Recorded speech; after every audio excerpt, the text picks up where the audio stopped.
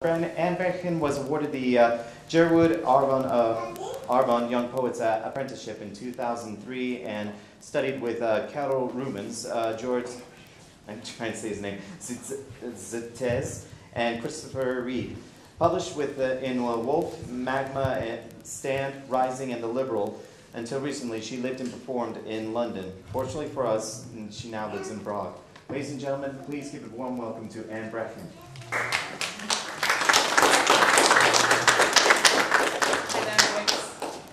Thank you very much.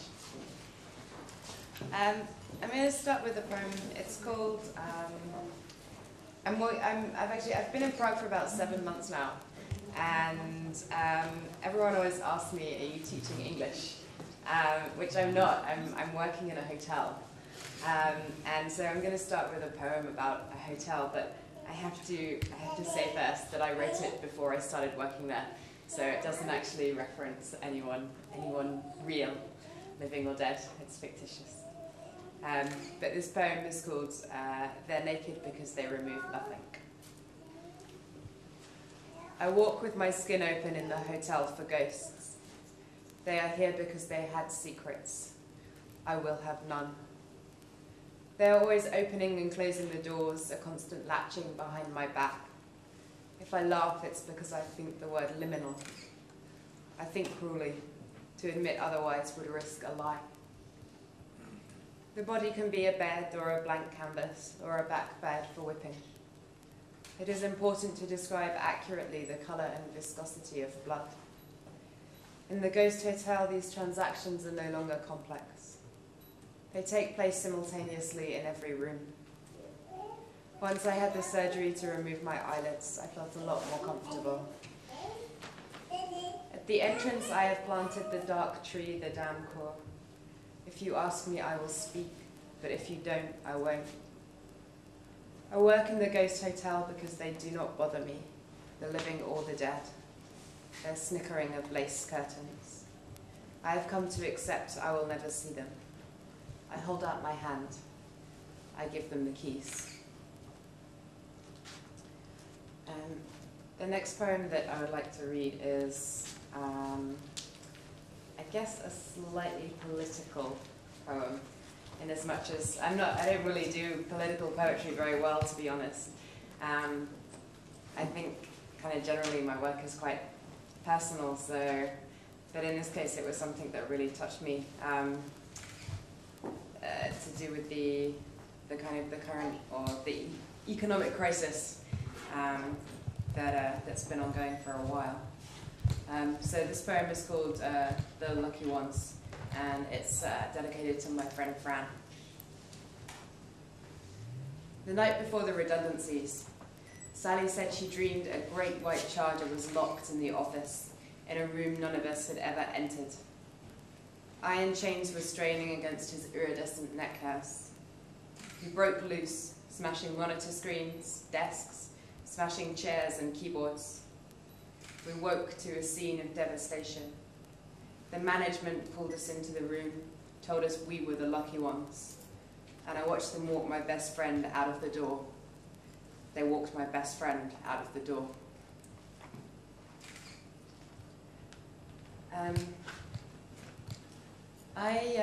Before I lived in Prague, I lived in London. I like cities, even though I grew up in the countryside. So I find that I tend to write quite a lot of poems about them. So I'd quite like to read a Prague poem for you. I have to say, I wrote this the first time I came here, which was the beginning of last year. So it's kind of a first reaction and still a bit of a tourist poem. But yeah, I hope you like it. Prague is close to my heart. I can feel it moving there like a chick nestling up to its mother.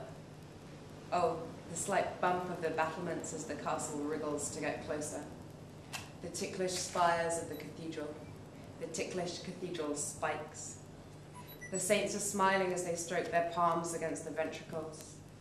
Many statues are showering in the warm blood. They wash their feet in it as in the river. There is blood under the Charles IV Bridge and over the weir. how thick and purple it is, how steamed and cozy. Prague is a city of dry coals, of stars and ice. How it has longed for this submersion, to be enwrapped, held and cherished like a duckling ball of feathers in a wool-gloved palm, like a kitten in your mouth. Look at it, sluiced and happy, squeezed and released by the thick fist of meat, and again and released, and again. How strong is the heart? How tender is Prague?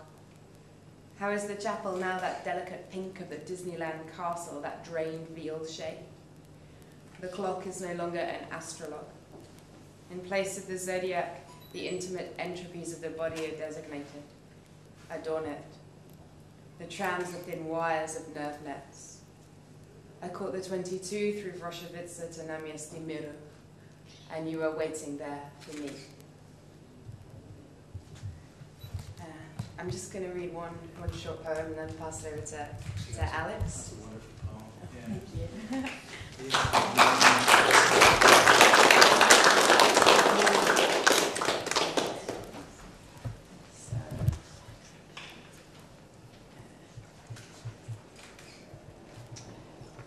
I know it's a bit of a sin, but this is a poem about poetry.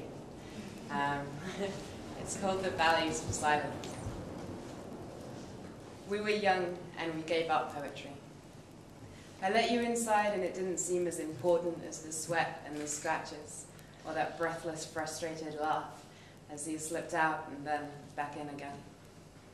Or the wine left on the table, the bottles stacked against the fading light, butts piled in the ashtrays as our arms grew wilder, those vital conversations forgotten the next instant. Night fell imperceptibly, then so many times we all stopped counting. There should be a word for how short the years are when the hours are long. But why would we bother saying it? If I have lost something, I don't know what it was. But I know sometimes the body alone is enough. Thank you very much.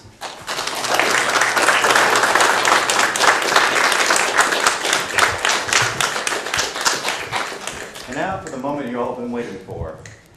Alexander Jorgensen has lived and worked in such desperate places like in the US, Czech Republic, the Galapagos Archipelago, I'm sorry if I messed that up, China, India, and Kazakhstan. His visual poetry writings have appeared in such publications as Van Gogh's Ear, Noon, the Journal of the Short Poem, Moria, Autoliths, the Drunken Boat, Su Ratcher, and the last Vispel Anthology. He was a nominee for the Pushat Prize in 2008. Ladies and gentlemen, please give another warm round of applause to Al Jorgensen.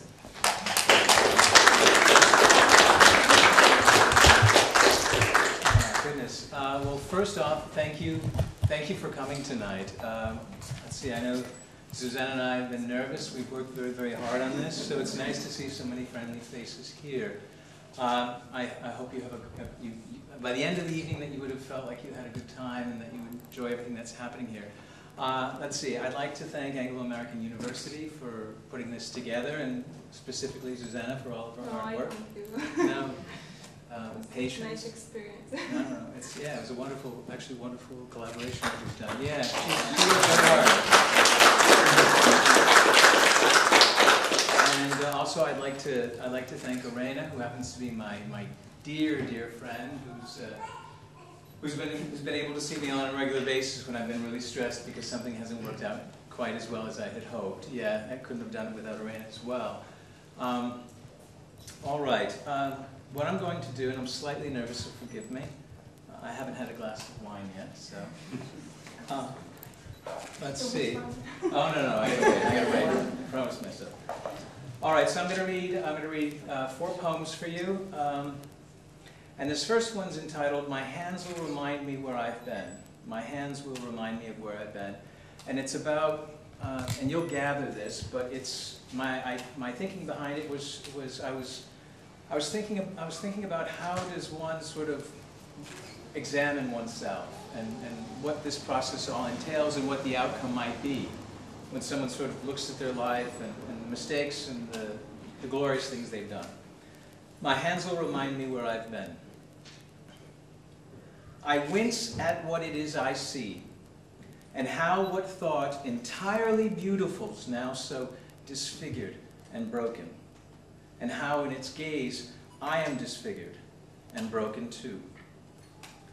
And as if with blunt blade this paring away one's heart seems not so easy, it is better to disgrace myself in what is truly about my heart. In every permutation and every chance curse muffled towards, I don't want, said huffily. I don't want, said huffily. I don't want.